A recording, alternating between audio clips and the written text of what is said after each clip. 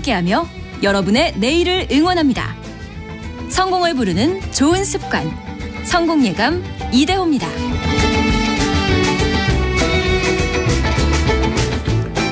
자, 성공예감 2부 이어가겠습니다. 오늘 코스피 코스닥 증시는 강보합, 조금 강세 보이고 있네요. 밤 사이에 뉴욕 증시 3대 지수는 좀 좋질 않았었는데 약간 하락을 했었는데 우리 증시는 시간 갈수록 조금 이제 상승폭은 조금 내주기는 합니다만 아직은 이제 강보합 유지를 하고 있습니다.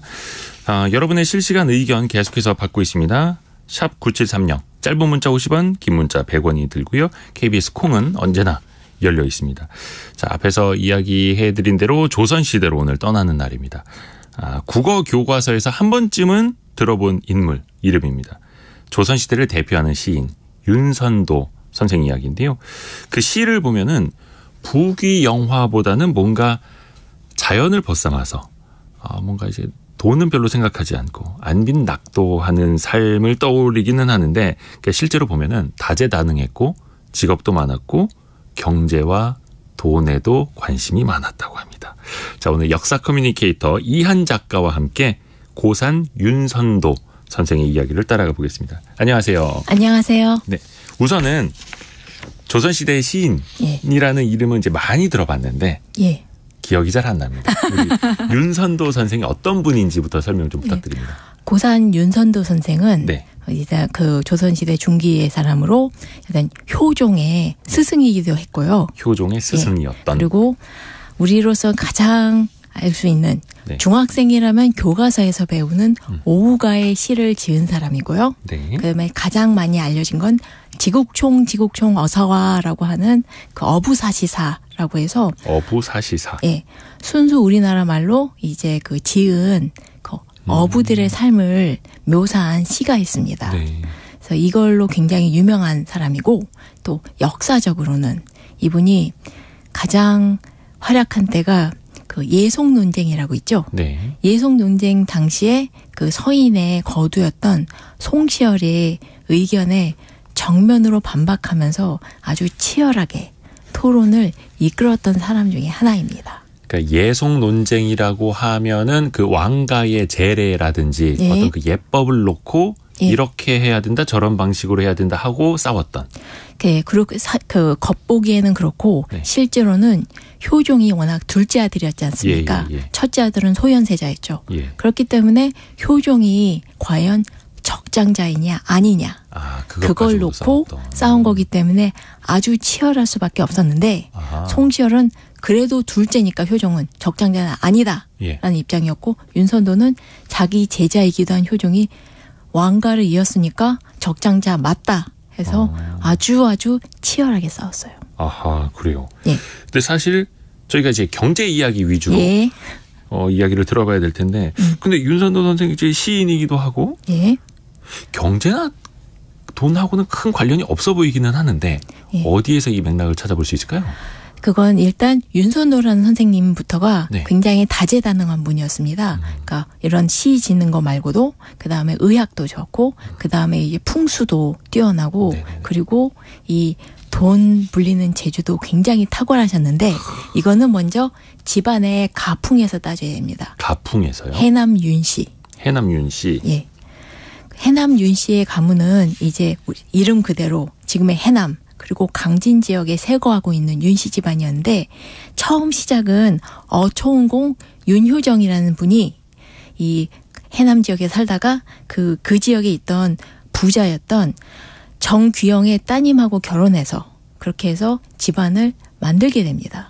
그 이후로 그 지역에서 계속 머물면서 이제 세력을 불려서 그래서 마침내 이제 그 윤선도라는 위대한 인물을 배출하게 된 것이죠. 하나하나 좀 이제 이야기를 풀어가 볼게요.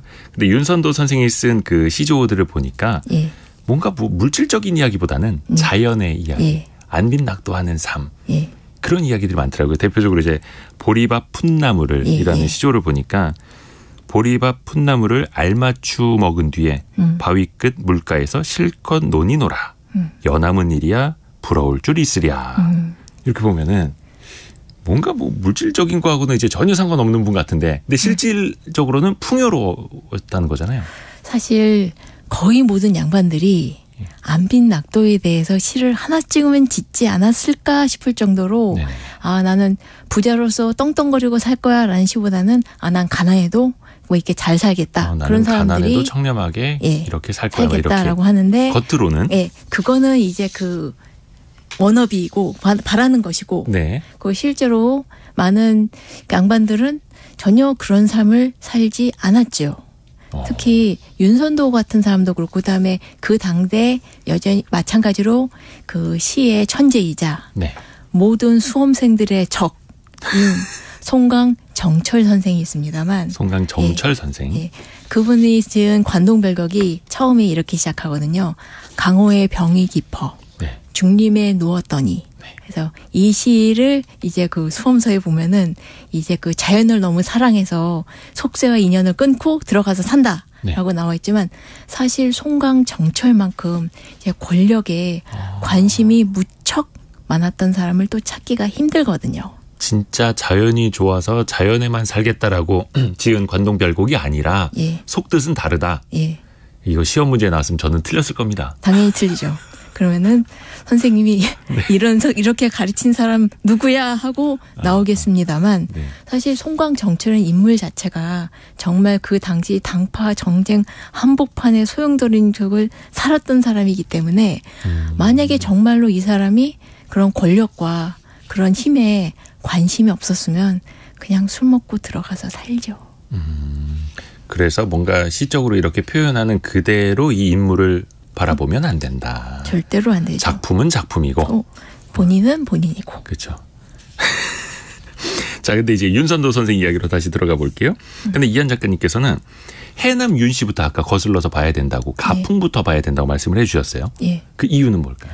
아까 얘기한 대로 해남 윤 씨에서는 그 지역은 전라남도 그 이쪽에 해남과 강진 하시면 바로 그 밑이 완도를 비롯해서 다도해입니다. 그러다 보니까 섬들이 많고 그리고 거기는 옛날서부터 해초와 해산물이 가득 나는 아주 풍요로운 땅이었어요. 풍요로운 땅. 그렇죠. 그래서 게다가 미역은 지금도 미역을 잘 먹긴 하지만 지금도 거기에 김하고 미역 양식하시는 분들은 어마어마한 부자입니다. 그래요? 굉장히 돈이 많이 돼요. 그런데 조선시대 때도 그건 마찬가지였고 특히 미역은 말리면 가볍고 편하잖아요. 그래서 화폐 대용으로도 잠깐 쓰였습니다. 미역이요? 네. 미역이 화폐 대신. 우와. 그러니까 그만큼 귀한 식자재였으니까요. 근데 해남 강진 그리고 그 일대의 다도해 근처에 세력을 뻗고 있다 보니까 그야말로 돈이 척척척척척 쌓이는 아주 그런 풍요로운 땅이었기 때문에 해남 윤씨들이 여기에서 아주 큰 부자가 될 수 있었죠. 그 지역의 어떤 천혜의 환경을 바탕으로 그것들을 모아서 그래서 어떻게 보면은 윤선도 선생도 금수저 출신이라고 보면 되는? 황금수저죠. 황금수저까지 되는 거예요? 그래요. 근데 일단 윤선도 선생이 그 항상 이분의 역사를 찾아보니까 해남에서 더 이제 밑으로 가는 섬이죠. 보길도라는 섬이 이분과 인생에 이제 연결이 되어 있더라고요. 마지막으로 이제 여생을 보낸 곳이기도 하고 이곳에 대해서도 좀 설명을 해주시면 좋을 것 같아요. 이거는 이 당시 조선의 그 역사적인 커다란 사건을 이야기해야 되는데 바로 병자호란입니다. 병자호란. 병자호란이 벌어져 우리도 다 알다시피 그 당시 정말 일주일 만에 국경이 다 무너지고 그리고 인조는 강화도로 도망가려다가 못 도망가고 소현세자하고 다 잡히고 이제 그 남한산성에서 항복했잖아요. 그렇게 나라의 그 치욕을 당하고 있는데 그 당시 윤선도는 그 남쪽에 있다가 왕을 지키기 위해서 올라오려다가 이미 왕이 항복했다는 얘기를 들어버린 거예요. 그러니까 왕을 지키러 막 올라오다가 그럼 이제 올라갈 필요가 없죠? 그렇게 되니까 이제 다 싫다. 권력이도 뭐고 다 필요 없다. 그리고 또 당시로서 조선 사람들로서는 오랑캐에게 항복했다는 게 굉장히 치욕이었기 때문에 많은 선비들이 벼슬을 버리고 시골에 응거했거든요.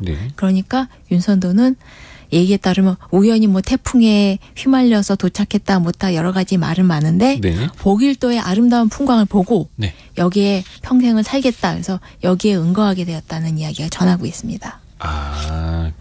그러니까 뭐 유배지로 갔다거나 이게 아니라 아름다운 풍광을 보고 본인 스스로 보길도의 터를 잡고 여생을 거기에서 보내고 마지막까지 예. 거기에서 살았다. 근데 또 어떤 논문을 보니까 예. 보길도에 워낙 풍요로운 해산물이 많이 나서 그걸 원해서 그걸 노리고 여기 머물렀다는 논문도 제가 한 번은 봤어요. 아, 그래요? 예.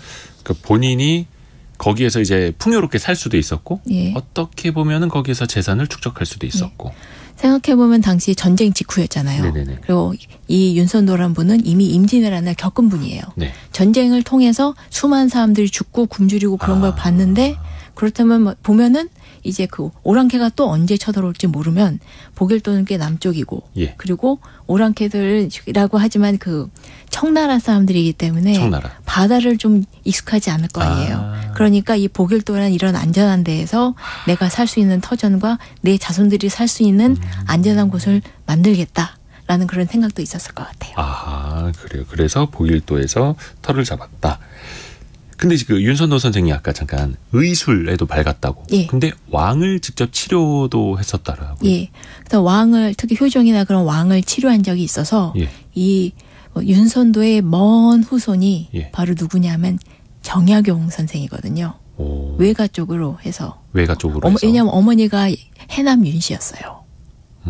그래서 이 그 정약용 집안이 망하고 나서 네. 정약용의 큰아들이 네. 의사가 됐거든요. 네네네. 그러니까 정약용이 화를 내면서 네가 감히 의사가 되느니 너 호적에서 파겠다 하면서 화를 내요. 네네. 왜냐하면 그 당시 의술은 천한 사람이 하는 거였기 때문에. 그러면서 하는 말이 그래 너희 선조이신 윤선도 선생께서는 의술에 뛰어나긴 했지만 그분은 돈 받고 치료하지 않았다. 그런 식으로 얘기를 하는 내용이 있어요. 아, 그래요. 예. 그러니까 지금은 당시에는. 의사가 되면은 의사다라고 하겠대. 그 당시 정약용 시대에는 의술은 천한 거였고. 아, 그래요. 예. 중인들이나 하는 거였죠. 그래서 오. 윤선도가 특이한 사람이었던 건 맞습니다. 근데 그것도 이제 본인이 이제 공부를 해서 예. 한 걸 테니까 그거 워낙 또 잘한 천재였다고 거죠. 하고. 그쵸. 그렇죠. 근데 윤선도 선생이 여러 차례 소송이나 송사를 벌이기도 했었다고요. 예. 돈 때문에. 그렇죠. 그 해남 윤 씨의 어떻게 보면 특징 중에 하나이기도 한데요. 네.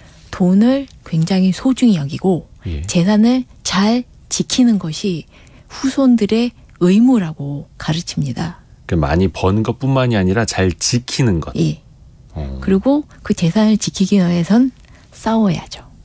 아, 네. 뭐 안 그냥 싸우고 지키면 더 좋습니다만. 그렇겠지만 그렇게 돈이 이렇게 순순히 굴러 들어온 것이 아니죠. 네. 그래서 유순도 선생님이 한 소송이 여러 가지가 있는데 그 대표적인 거는 일단 자기 숙모님하고 네. 한판 대판 붙었습니다. 오. 그 이유가 그 사람이 그 윤선도가 좀 특이한 게 이 사람이 양자였어요. 자기 네네. 큰아버지한테 자식이 없었기 때문에 자기가 양자로 들어갔거든요. 당신 그런 거 많았으니까요. 예. 근데 그런 그 큰아버지의 또 다른 친척인 한 삼촌뻘인 사람이 그 선조 때 죄를 저질러서 호적에서 파였습니다. 이름이 윤사회라고 됐는데 네. 자기 윤사회. 예. 자기 아버지의 첩하고 바람이 나서 이제 그 내란죄로 네네네. 진짜 호적에서 말 그대로 파였습니다. 호적에 파일만 하네요. 네, 예. 아버지의 첩과 바람이 났다. 네. 그래서 그러니까 이게 국가 내란죄를 윤선도 했어요. 선생의 삼촌인 윤사회라는 예. 분이 아버지의 첩과 예. 바람이 났다. 그러니까 할아버지 호적 팔만 합니다. 예. 그리고 본인은 그 물리적으로 돌아가셨어요. 아. 그랬는데 그 삼촌의 부인이 김 씨였는데 그 김 씨는 살아있는 동안 그 삼촌의 재산을 계속 가지고 있다가 자기가 죽었는데 문제는 이분한테 자식이 없었거든요. 네네네. 이 부인이 죽으면서 자기 그가 있는 재산을 자기 친정 조카인 조씨한테 물려줬어요. 아, 친정 조카에게. 예, 네. 예. 그러니까 윤선도가 소송을 걸어요. 아, 이거는 윤씨 집안 예, 재산인데. 예, 맞습니다. 오. 왜냐하면 솔직히 그럴 수밖에 없는 게 노비가 70명이나 됐거든요. 누구한테요? 그 친정 조카한테 물려준 그 재산이 네네네. 그러니까 윤 씨의 재산이 그러니까 그 노비의 70명 정도면 지금 생각해 보면은 거의 중소기업 그것도 꽤 큰 거. 그만한 노비 70명 정도 되는 재산을 예. 자기네가 뭐라 해야 되나 남한테 줘버린 거죠. 그쪽으로 친정 가져가려고 하니 예, 안 된다. 예. 이건 우리 집안으로 예. 다시 환입시켜야 된다. 네. 그래서 소송을 걸었는데 그렇게 하니까 이제 또 반대쪽도 항소를 걸어요. 아니다. 이 재산은 그 숙모님이 자기 친정한테서 물러받던 친모님만의 재산이고 그 윤씨 집안에 받았던 재산은 그냥 윤씨 집안에 돌려줬다. 그래서 서로 이야기가 아니다 그러면서 세 번, 네 번 소송이 계속 이어지는데 네네네. 이 상대는 윤선도예요. 바로 그 살벌한 예속 논쟁에서 단 한 번도 기가 꺾이지 않고 정말 열심히 싸웠던 정말 무시무시하게 싸웠던 그 사람이니까 상대방이 소송에서 자꾸 밀려요. 그래서 윤선도를 어떻게든 피해서 다른 윤씨 집안 사람들을 상대로 이렇게 소송을 해보려고 하면 윤선도가 나랑 싸우자. 거의 그런 식으로. 적당한 합의는 없다. 네. 소송이든 뭐 예속 논쟁이든 한번 붙으면 나는 끝장을 본다. 막 이런 식으로. 네. 정말로 과격한 정말 싸움에서는 물러서지 않는 분이었기 때문에 저라면 그분하고 소송 안 합니다. 무인 아니고 문인. 네. 그렇죠. 문인인데 일단 뭔가 행정적으로라도 붙으면 절대 물러서지 않는다. 그렇게 아름다운 시를 썼는데 예. 싸움터만 나가면 정말 투견이세요. 정말로 무섭게 싸웁니다. 그래서 작품과 인물은 좀 분리해서 봐야 된다. 절대로 다른 세상의 사람들입니다. 근데 그 도망친 노비? 예. 그 노비 브로커하고도 소송을 벌인 적이 있다고요? 예. 이분의 노비 중에 한 사람이 도망가서 충청남도 서산으로 도망가서 다른 여자랑 만나서 결혼해서 애를 5을 낳았어요. 네. 그리고 손주도 낳았어요. 그렇게 행복하게 살고 있었는데 네네네.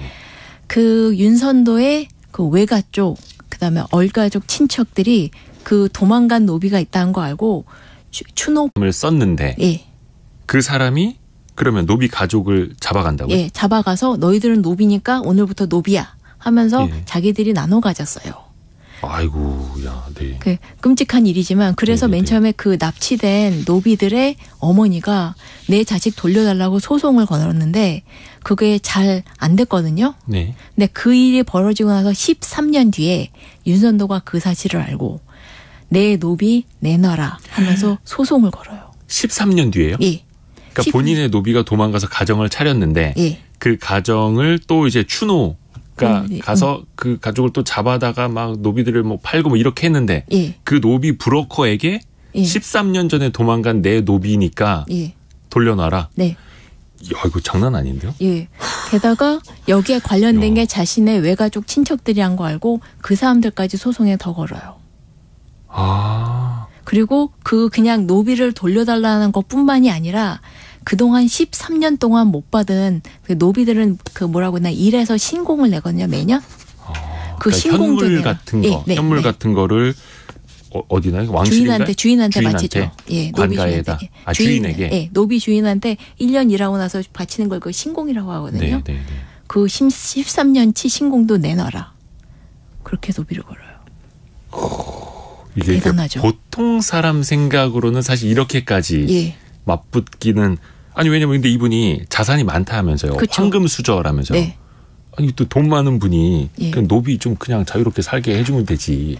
그 13년 동안의 신공까지 다 뺏으려고 하고.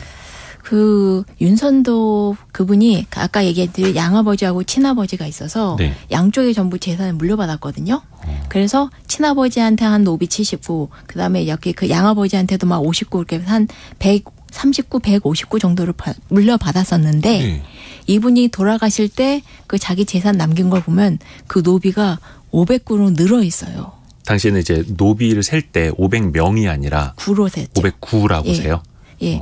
근데 한 150명 정도가 500으로 늘어났으니 이거 진짜 200% 이상 늘어난 거잖아요. 그렇게까지 재산을 늘리려면 공격적인 투자가 필요했던 게 아닐까 싶습니다. 노비만 500명이 넘었다. 땅은 700마직이고요. 그러면 진짜 엄청난 부자예요. 700마직이면 어느 정도 되는 거예요? 이게 단위가 달라가지고. 저도 사실 이게 애매한 게 그 마직이라는 게 그 땅에서 쌀 한 마리 나왔을 때 그걸 마직이라고 하거든요. 그게 700이면 쌀 700마리 나온 그 정도의 땅 규모를 700마직이라고 한. 어차피 뭐 말씀해 주셔도 상상이 잘 안 되니까요. 저는. 그래서 일단 사람만 해도 500명을 부릴 수 있다는 것은 정말 엄청나죠. 거의 뭐 그냥 대기업이네요, 대기업. 그렇죠. 대기업이네요. 물론 그 노비들 다 하나하나 먹여 살리는 것도 네. 보통 일은 아니었겠지만요. 우리 이정한님께서 지금 인터넷으로 보길도를 검색해 보신 모양이에요. 예. 보길도 보니까 너무 자연 경치가 너무 좋네요. 여행 가보고 싶어요라고 해주셨는데, 예. 근데 보길도, 근데 지금이야 뭐 다도해 해상 국립공원으로 이렇게 예. 지정이 돼 있던데 관광객도 많이 오고 제대로 잘 조성이 돼 있는데 당시 윤선도 선생이 여생을 보낼 당시에는 지금처럼 이렇게 뭐 예쁘거나 잘 관리가 되어 있거나 그러지는 않았을 거 아니에요. 그 지금도 예. 보길도에는 그 윤선도가 그 만들었던 네. 정원이나 저택이 남아 있는데요. 나오더라고요, 예. 인터넷에. 예. 아, 이거 인터넷으로만 봐가지고 이거 참 제가. 직접 가보시면 더 좋을 거예요. 네, 네. 정말 이렇게까지 멋지게 만들 수 있는 건 역시 돈의 힘이 아닐까 싶습니다. 돈이 없으면 어떻게 그렇게 멋진 정원을 그 섬 한복판에 만들었겠어요. 돈과 사람으로. 네, 뭐 본인이 일하진 않았을 거고. 네, 돈과 인력. 인력. 그렇죠. 그것도 그러면 대부분 노비들이 예, 했겠죠? 예, 그렇게 보니까 당시에는 어떻게 보면은 본인이 살 터를 잡고 돈과 인력을 써서 아름다운 섬으로 만들어 놓고 거기에서 앞서 말씀해 주셨던 해산물이라든지 여러 가지도 또 얻어서 예. 재산도 증식하고 섬도 가꾸고 예. 그렇게 해서 재산을 많이 관리를 하셨다. 사실 그 윤선도의 집 자체는 해남에 있는데 예. 노구당이라고 합니다. 노구당. 예, 노구당이요. 거기도 이제 사적지인데요. 한 147호 그렇게 되는데 녹우당. 예, 맞습니다. 녹우당. 1만 평입니다. 그래요? 예, 집만. 집만? 예, 집만. 잠시만요. 해남에 10,000평짜리 집. 예. 야, 오늘 상상이 안 되는 얘기 많이 듣네요. 그리고 그 윤선도는 아까 얘기한 대로 그 풍광이나 그 풍수에 예. 꽤 해박한 사람이었기 때문에 집을 그냥 지은 게 아니라 주변의 풍수를 다 따져서 지었기 때문에 사실상 노구당 집 하나 딸랑 있다기보다는 주변의 산세나 그런 걸 모두 감안하고 생각하면은 이 집의 규모는 훨씬 더 크다고 봐도 될 겁니다. 집만 그 정도였다라는 예. 거고. 네. 다른 자산 규모 이게 뭐 역사 속 자료로 어떻게 좀 남아 있는 게 어느 정도나 될까요, 혹시나? 집만 10,000평이라고 하셨어요. 집만 10,000평이고 그 지금 우리가 볼 수 있는 것은 윤선도네 그 집안이 예. 해남 유신의 집안에 고문서들을 많이 남겨놨기 때문에 네네네. 그 재산을 나눈 분재기가 남아 있습니다. 분재기. 예, 이게 재산 상속을 하는 건데 그 윤선도 형제들이 같이 모여서 나눈 문서도 남아 있고. 분재기가 일종의 그 상속 증서 네. 같은 거예요. 네, 네. 그러니까 만약에 아버지가 나눠줄 때는 분재기고 그냥 아버지가 일찍 돌아가셔서 자식들끼리 서로 나누면 화훼문기라고 하고 네. 여러 가지 내용이 있지만 문기 있는데 그걸 보면 이제 해남 윤씨가 대대로 굉장히 많은 토지를 해남 지역에 가지고 있었고 그리고 그 외에도 충청도하고 황해도에도 전부 또 땅이 있었는데 네. 그 윤선도는 자기 자식 5명이 이 자식을 재산을 이제 나눠줬거든요. 골고루. 네. 그랬는데 그 종손인 윤인미에게는 해남 지역 일대를 나눠줬고 그 다음에 사위에게는 충청도하고 황해도 그 좀 멀리 떨어진 그 땅을 나눠줬습니다. 그러니까 사위라고 해도 딸이죠. 네. 그렇죠. 그러면 이제 분재기 예. 일종의 상속 문서. 그러면 조선 시대에는 상속 혹은 이제 증여 같은 걸 할 때 예. 어떤 방식으로 나눠줬던 거예요? 뭐 장자에게 더 많이 주고 뭐 이런 거예요? 어떻게 됐을까요? n분의 1입니다. n분의 1. 예. 균등하게. 예. 남자건 여자건 아들이건 딸이건. 네. 그래요? 예, 균분 상속이었고 굳이 차별을 준다면 적자와 서자 안에 약간 좀 차별은 있었습니다. 적자한테 좀 더 많이 주는 거. 그러니까 제사 지내줄 예. 큰아들. 예, 예. 네. 아니요. 그거 그냥 워낙 아들, 딸들이 다 똑같이 나눠주고 예. 승중자라고 해서 그 대를 잇는 아들한테는 5분의 1을 살짝 더 얹어주고 5분의 1을. 예. 그 다음에 서자들한테는 조금 더 적게. 서자 자녀들에게는. 왜냐하면 조선 중기 때만 하더라도 그 윤회 제사라고 해서 아들, 딸 돌아가면서 제사를 지냈거든요. 그러니까 재산을 똑같이 나눠줬어요. 아들, 딸이 돌아가면서 제사를. 야, 그래요? 예. 근데 그게 어떤 뭐 규정에 남아있던 거예요? 아니면 그냥 집안마다 이게 달랐던 거예요? 경국대전이라고 해서 조선의 법전에 그쵸. 꽉 하고 나와 있습니다. 경국대전에. 예. 야, 국사교과서에 나오죠. 네네네. 많이 들어는 봤는데 네. 정말 오랜만에 다시 들어보네요. 근데 지금이랑은 조금 뭐라 해야 될까 비슷한 것도 있고 다른 것도 있고 하네요. 네. 그렇죠. 제사를 또 지금은 뭐 많은 집안들이 잘 안 지내기도 하는데 네.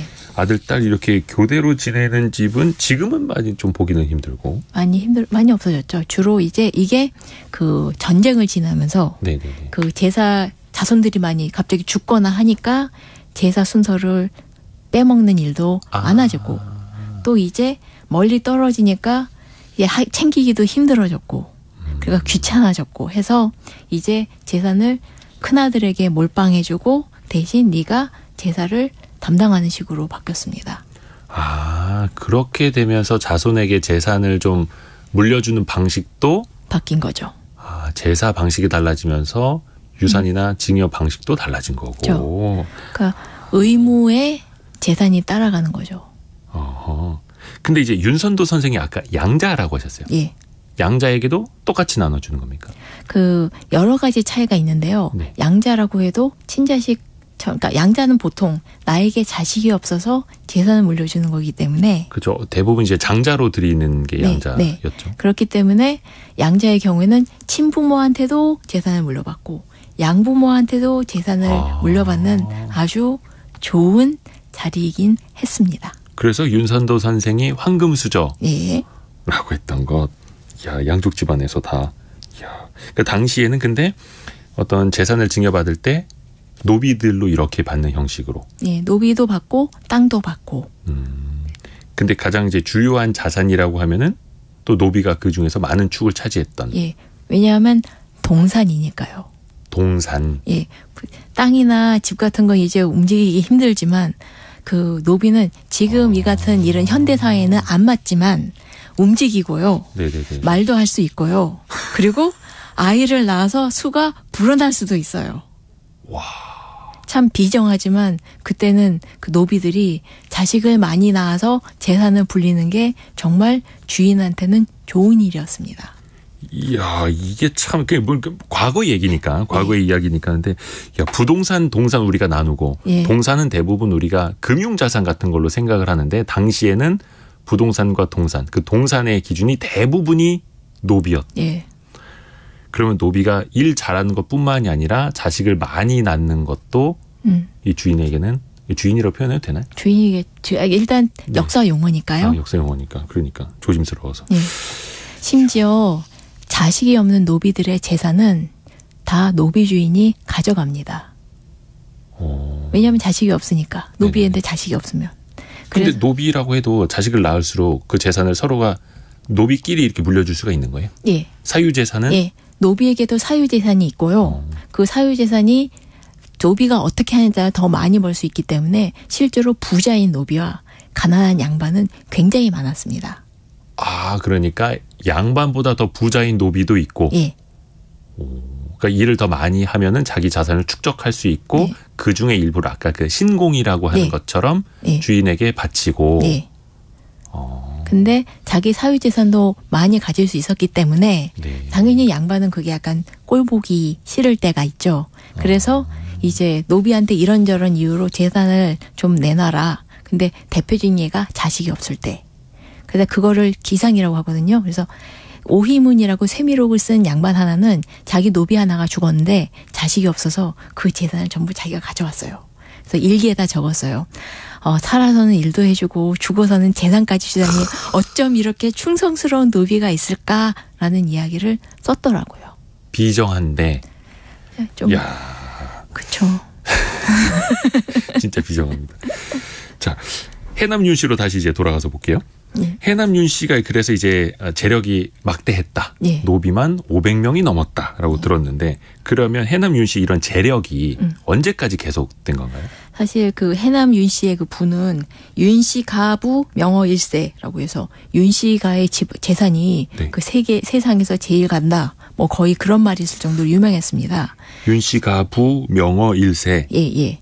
그래서 그 윤선도의 이후로 계속 그 윤씨가의 대종수는 막 노비 막 500, 700구 거느리고 땅도 몇천 구 마직이 있을 정도로 계속 유명했거든요. 네. 그래서 계속 이어져서 나중에 이제 정조 때만 하더라도 계속 그 커다란 세력이 있었기 때문에 정조가 이제 그 사람은 역사적인 인물들을 되게 좋아해서 유성룡이라든가 네네. 그런 사람들을 좋아했기 때문에 한번 유선도의 후손들을 한번 다 불러 모아서 한번 수원에서 과거 시험도 볼 수 있게 해줬거든요.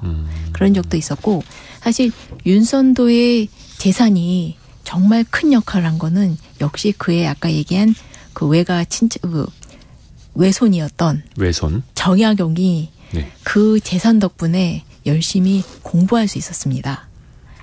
그 정약용의 어머니가 해남 윤씨였는데 네. 일찍 돌아가셨어요. 일찍 돌아가셨는데 그래도 정약용은 이제 공부를 열심히 해서 잘 알다시피 유명한 학자가 됐죠. 근데 그 정조가 죽고 나서 귀향을 가게 됐는데 거기가 바로 강진이었습니다. 해남 윤씨의 본거지. 전남 강진. 예. 그러다 보니까 해남 윤씨 사람들이 자기 외가 친척인데다가 네. 공부도 잘하고 그 과거에 붙은 예. 아주 훌륭한 일타 강사가 왔으니 얼마나 좋아했겠어요. 그래서 그 정약용에게 그 다산초당도 그 다산초당이 워낙 그 윤씨 집안의 별장이었습니다. 네. 그것도 물려주고 그다음에 윤씨 자제들이 우르르 몰려가서 그 스승과 제자가 돼서 공부를 하면서 정약용이 거기서 계속 연구하면서 공부하면서 밥 먹을 수 있게 원조를 해줬어요. 아, 그러니까 그 외갓집에서. 예. 그렇게 해서 조선 최고의 실학자가 탄생이 그쵸. 된. 근데 만약에 해남 유씨가 가난했어 봐요. 그게 어떻게 가능했겠어요. 대부분의 사람들은 귀양 가면 돗자리 짜고 있지 공부하거나 책 쓰지 못합니다. 하지만 그 윤선도가 읽어낸 것부터 시작해서 해남 유씨의 부가 계속 내려져 있었고 그게 조선 후기에도 잘 유지되어 있었기 때문에 정약용이 무사히 실학자로 거듭날 수 있었죠. 그러니까 그 윤선도의 후손인데 네. 바로 뭐 손주나 이거는 아니고 예. 한 그 윤선도의 4대, 5대 한 5대 정도 그렇게 또 됩니다. 내려와서 예. 있는 그러니까 그때까지 계속 부를 유지한 거예요. 5대, 6대까지 계속. 최소한 그 이상은 갔다. 예. 야, 우리가 흔히들 그 유배된 양반들의 삶이 되게 좀 고난이었다라고 기억을 많이들 하는데 예. 그렇지 않은 케이스들도 많은 거네요. 그 정약용은 정말 꿀般 거죠. 이렇게 얘기하지 말지만 정말 행복했죠. 그러니까 외갓집이 부유해서 예. 친가보다는. 예. 친가는 솔직히 좀. 아, 그래요? 그 정약용이 그 젊었을 때 그 시 지은 게 있는데 너무너무 배가 고파서. 정약용의 시. 예. 그 서울에서 이제 하숙하는데 먹을 게 너무 없는데 그 자기 집 계집종이 옆집에 호박을 훔쳐온 거예요. 네. 그래서 호박 훔쳐와서 먹을 건 없으니까 이건 먹어야 겠으니까 차라리 이걸 먹고 가서 내가 사과하겠다라고 얘기를 하면서 아 나한테 밭 2떼기만 있으면 이런 일 안 당하는 건데 하면서 되게 슬퍼하는 네. 가난을 슬퍼하는 시를 지었는데 그 다산초당에 가서 책을 500권을 썼잖아요. 네. 500권을 쓰는 그 종이값만 생각해 보세요. 그걸 다 누가 내줬겠어요? 외갓집에서. 예. 그러니까 정약용 선생이 이제 유배 시절에 그런 시를 지었지만 아니요. 그 학생 시절 때. 학생 시절에 근데 나중에는 외갓집의 원조를 통해서 예. 부유하게 심지어 유배 생활 중에서도 부유하게 책 500권을 썼던. 그러니까 뭐 본인은 좀 이제 좀 그래도 우울해하긴 했지만요. 네네네. 사실 그 강진에도 굉장히 혹독한 가뭄이 한 2번 정도 왔었습니다. 유배 지낸 동안. 네. 그래서 막 그 굶어 죽어가는 백성들을 보고 그걸 가슴 아파하는 시를 짓곤 했거든요. 네. 근데 만약에 사실은 귀향객도 굶을 수 있는데 그쵸. 적어도 정약용 씨는 그때 굶지는 않았다는 거죠. 다른 사람들은 다 죽어가고 있는데 왜냐? 누군가 쌀을 원조해줄 사람이 있으니. 그러니까 역시 훌륭한 항부는 예.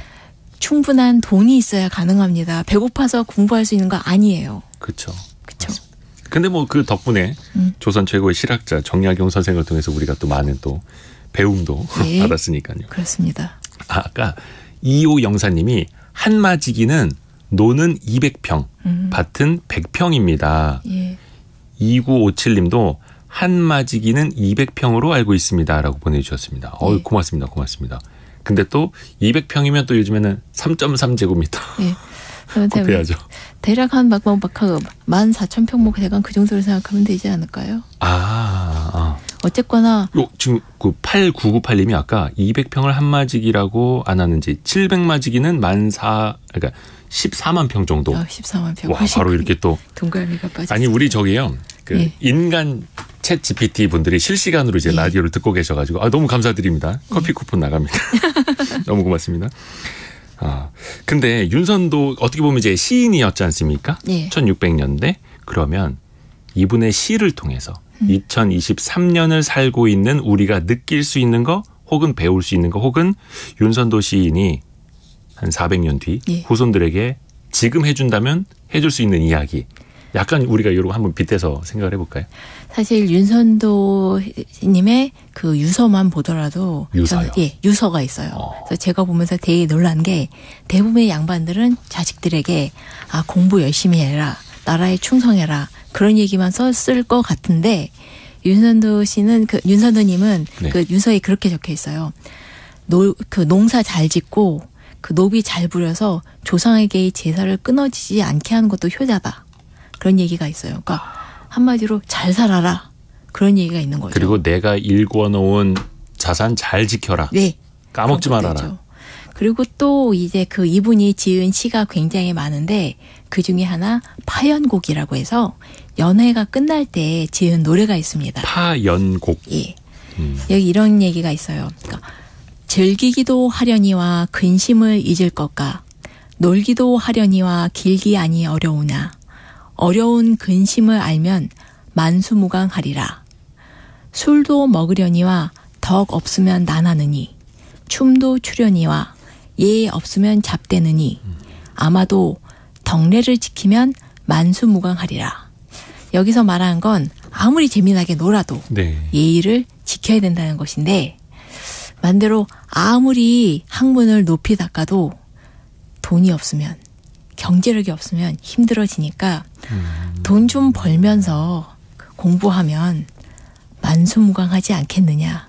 그런 이야기를 하지 않으실까요? 그러니까 놀 때도 예와 덕을 잊지 마라 한 것처럼 공부를 하더라도 글을 쓰더라도 자산 관리, 자산 관리는 게을리하면 안 된다. 그렇습니다.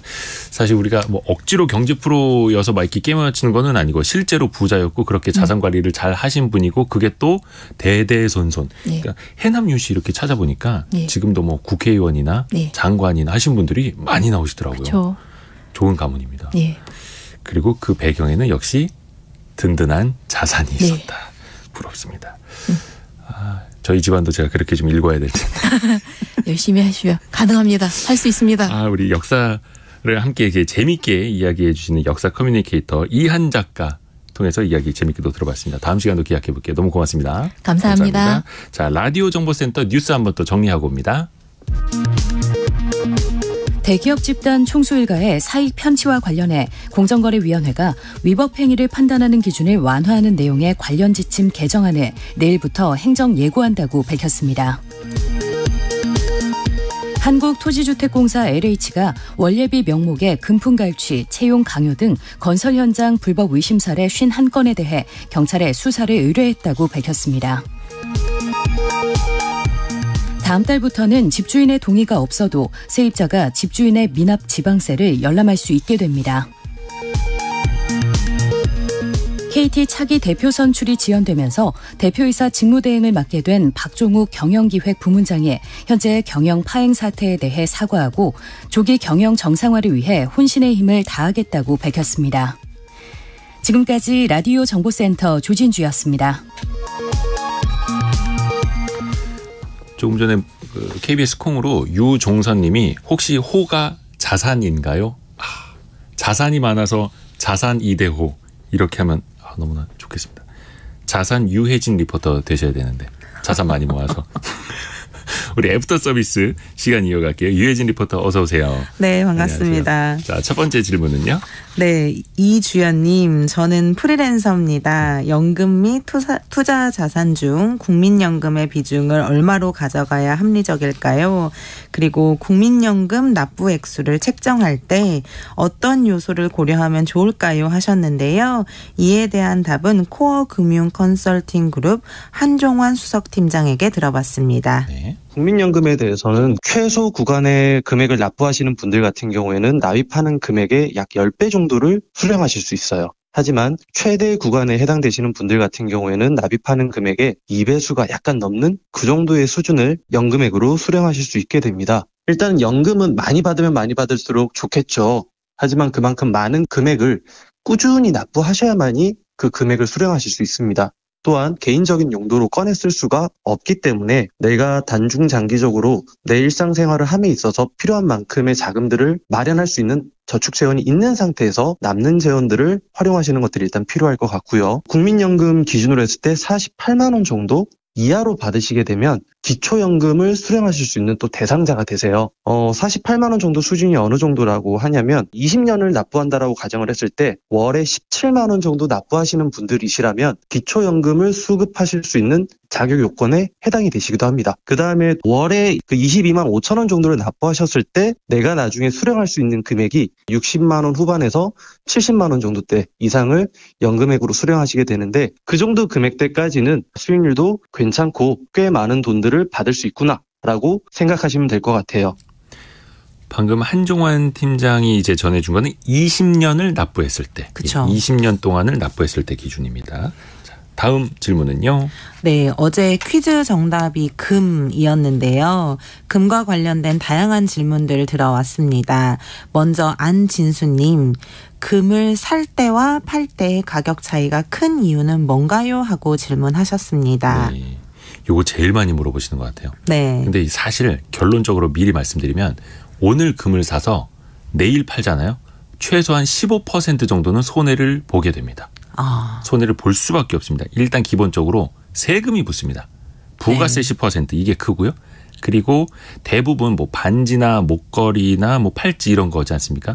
심지어 황금 열쇠 같은 경우에도 세공비 이런 네. 디자인 비용이 붙는다고 합니다. 그리고 업체마다 약간의 거래 마진 네. 붙이기도 하고 또 어떤 분들은 카드 수수료를 더 좀 요구하는 분들도 있어요. 그래서 이래저래 따져보면 최소한 한 15% 정도는 네. 금을 사자마자 차익으로 손실을 보는 거나 마찬가지다 해서 금은 어떤 단기 시세 차익을 보고 투자하는 게 절대 아니고 이거는 네. 안전자산, 자산 배분의 하나로 생각을 하시는 게 좋습니다. 아니면 그냥 귀금속처럼 네. 귀금속처럼 다루시는 거죠.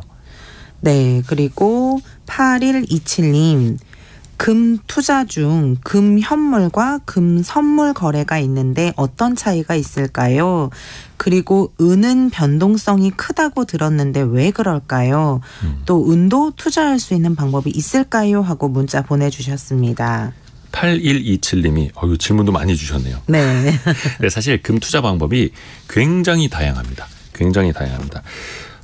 실물을 직접 이렇게 뭐 보유하시는 방법, 아까 네. 말씀하신 것처럼 뭐 골드바라든지 이런 네. 걸 사시는 방법도 있는데 아까 설명해드린 것처럼 한 15% 이상은 바로 손실을 보고 시작하는 거나 그렇죠. 마찬가지다라고 말씀을 드렸고 그래서 금융 투자로 접근하실 수 있는 방법이 가장 대표적인 게 금 선물이죠. 금 선물 같은 경우에는 당장 내가 사고 파는 게 아니라 미래의 가격을 현재 주고받는 것 아니겠습니까? 그리고 이게 증거금률이 한국거래소 기준으로 약 6% 정도 됩니다. 그러니까 지렛대 효과, 레버리지 효과가 굉장히 높은 겁니다. 적은 돈으로 많이 투자할 수 있다는 거죠. 근데 반대로 변동성이 커지면 그냥 원금이 날아갈 수도 있는 거다.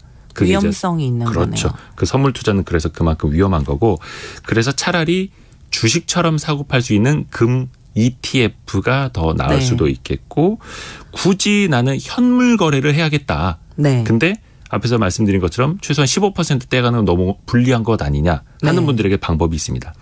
한국거래소 금시장이 있습니다. 한국거래소 금시장. 네. 여기는 1g 단위로 거래를 할 수 있고요. 네. 단순히 매매만 한다면 양도세나 부가세가 면제가 됩니다. 근데 이거를 내가 실물금으로 되찾아가겠다 하면은 그때 부가세 10%가 붙습니다. 그리고 한 개당 약 2만 원 정도의 인출 비용이 생기니까 네. 이거는 내가 차익만 거두겠다라고 하면은 이 비용을 지불하지 않아도 되는 거고. 네. 근데 내가 이걸 진짜로 금으로 찾아갈 갚겠다. 거다 하면 인출 비용을 내고 가져갈 네. 수도 있는 거고요. 선택폭이 있습니다. 그리고 또 하나 은이 좀 변동성이 큰 이유는요.